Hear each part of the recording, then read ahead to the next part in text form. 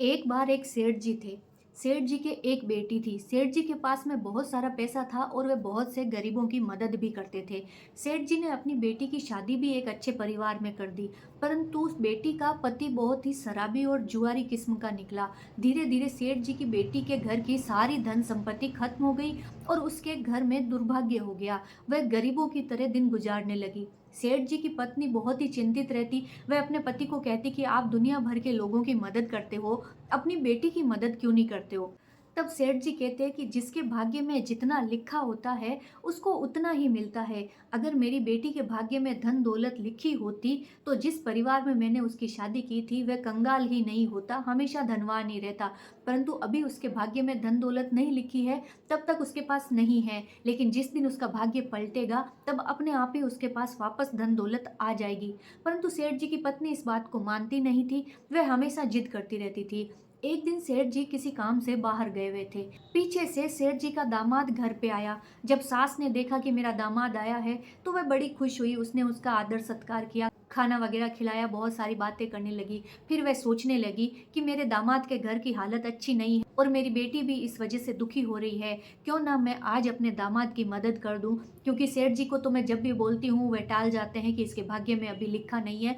परंतु अगर मैं अपनी बेटी की मदद कर दूंगी तो अपने आप ही उसकी स्थिति सुधर जाएगी। ये सोच करके सेठानी सोचती है कि सीधे सीधे पैसे देना तो सही नहीं रहेगा। इसलिए वो क्या करती है कि 5 किलो लड्डू मंगवाती है और उन लड्डुओं के हर एक लड्डू के अंदर एक एक सोने का सिक्का छुपा देती है और फिर उन 5 किलो लड्डू को एक डिब्बे के अंदर डाल के अपने दामाद को देती है कि ये दामाद जी, ये लड्डू ले जा करके मेरी बेटी को दे देना।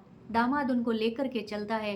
रास्ते में एक हलवाई की दुकान देख के वह सोचता है कि इतने सारे लड्डुओं का हम क्या करेंगे, अगर कुछ पैसे होंगे तो राशन पानी का सामान आ जाएगा। इसलिए वह क्या करता है कि हलवाई से बात करके कुछ पैसे तय करके सारे लड्डू उस हलवाई को दे देता है और उससे पैसे लेके वहां से चला जाता है। संयोग से उसी वक्त सेठ जी भी आ रहे होते हैं और सेठ जी को भी वही हलवाई की दुकान दिखती है। वहां पर आकर के सेठ जी सोचते हैं कि कुछ मिठाई घर लेते हुए चलूं।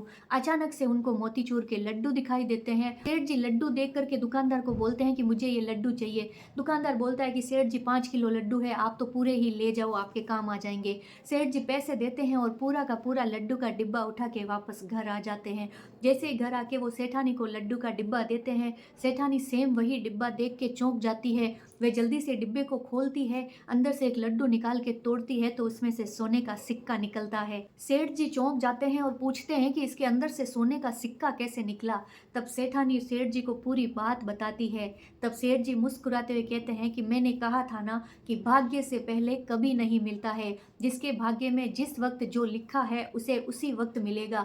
ये सोने के सिक्के अभी मेरे ही भाग्य में लिखे हैं तो देखो, ये कहीं से भी घूम के वापस मेरे ही पास आ गए। ना तो तुम्हारे दामाद के घर गए, ना ही हलवाई के पास में रहे, ये वापस मेरे ही पास आ गए। इसीलिए कहा जाता है कि वक्त से पहले और भाग्य से ज्यादा कभी किसी को नहीं मिलता है। जीवन में हर चीज के लिए उस ईश्वर ने एक समय निश्चित कर रखा है और नियत समय आने पर हमें वह चीज अवश्य ही मिल जाएगी। इसलिए चाहे सुख हो चाहे दुख हो, किसी भी परिस्थिति में सामान्य रहना चाहिए। जय श्री राम, जय श्री श्याम।